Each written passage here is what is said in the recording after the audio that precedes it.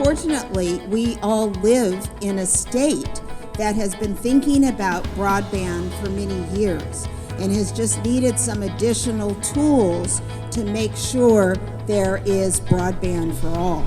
So we are very excited to partner with California and each of you, each of the counties across the state, because so many of you have been working on this and saying there's an issue for a while.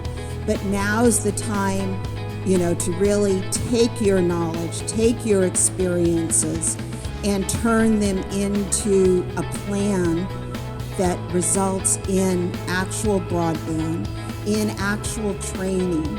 We have imminent need here, and even though we're one of the most progressive states in the country, there are still huge disparities in some of our rural communities in the Central Valley. Affordability impacts all of us. It impacts adoption, and we have students doing homework in their cars. We have students doing homework on the city bus because that's where broadband is, because they don't have broadband in their home, and yet they live in Fresno, and everybody thinks Fresno's covered. It's not. I have students who live in Avenel, and we gave them a Wi-Fi, but it doesn't make a difference because there's no connectivity out there.